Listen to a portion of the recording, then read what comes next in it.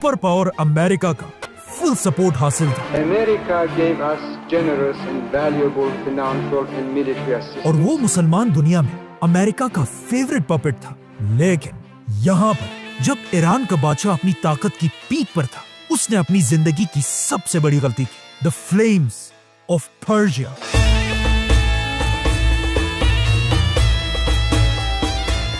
दुनिया की सबसे बड़ी और सबसे महंगी पार्टी।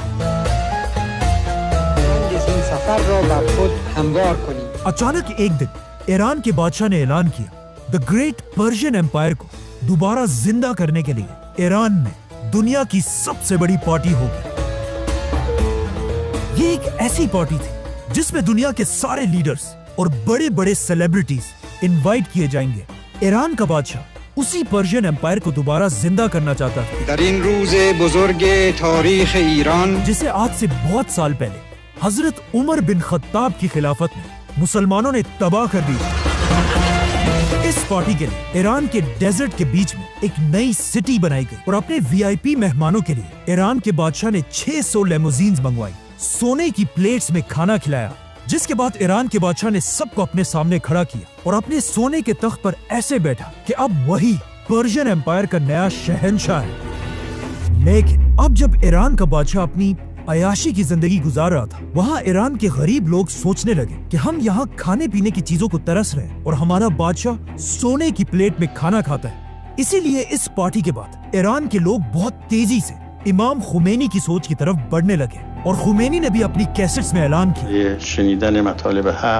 कि ईरान का बादशाह आज के दौर का यजीद है। आहिस्ता आहिस्ता खुमैनी ईरान में इतना ताकतवर हुआ कि ईरान के बादशाह को समझ आ गई कि अब उसे सिर्फ एक ही ताकत खुमैनी से बचा सकती है, सुपर पावर अमेरिका। तो वो बिल्कुल अपने बाप की तरह जाकर सुपर पावर्स के सामने भीख मांगने लगा, जिसके बाद अमेरिका, फ्रांस और बाकी कंट्रीज के प्रेसिडेंट्स ने मिलकर एक बहुत ही इंपॉर्टेंट मीटिंग की और इस मीटिंग के एंड में उन्होंने ईरान के बादशाह को क्लियरली कहा कि अब तुम्हें खुमैनी से कोई नहीं बचा सकता। और ये सुनते ही ईरान का बादशाह अपने मुल्क को छोड़कर हमेशा के लिए भाग गया। जैसे ही खुमैनी को पता चला कि ईरान का बादशाह उसके खौफ की वजह से ईरान को छोड़कर भाग चुका है, तो इमाम खुमैनी 14 साल एग्जाइल में रहने के बाद फाइनली ईरान की तरफ रवाना हुआ।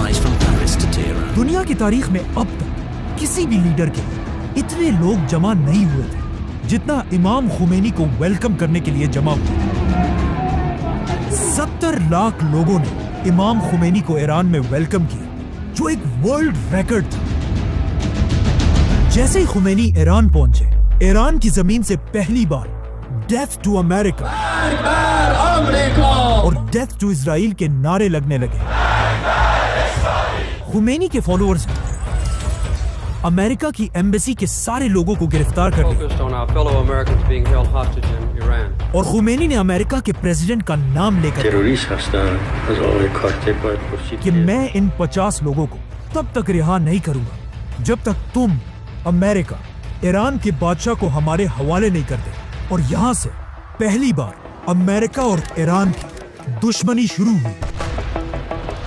लेकिन ईरान का बादशाह कभी भी वापस ईरान नहीं आया और उसके मरने के बाद उसके बेटे ने ईरान का नया शाह होने का ऐलान किया। नाउ ईरान में खुमैनी ने अपनी नई इस्लामिक हुकूमत बनाई, लेकिन जैसे ही खुमैनी ईरान का लीडर बना, at the same time Iran के बिल्कुल पास इराक में भी एक नया लीडर बना, सद्दाम हुसैन। लेकिन यहाँ मसला ये था कि दुनिया के बाकी लीडर्स खुमैनी की ताकत से बहुत डरते थे, क्योंकि खुमैनी अपने स्पीचेस में बार बार बाकी मुसलमान दुनिया की आवाम को अपने बादशाहों के खिलाफ बगावत करने पर उभारते थे। ये देखकर इराक के लीडर सद्दाम हुसैन ने अमेरिका और अरब लीडर्स के कहने पर खुमैनी पर हमला कर दिया और 8 साल तक ईरान और इराक के दरमियान एक बहुत ही सख्त जंग हुई। लेकिन सद्दाम हुसैन के पास पूरी दुनिया की सपोर्ट होने के बाद भी वो खुमैनी को उसके तख्त से हटा नहीं सका।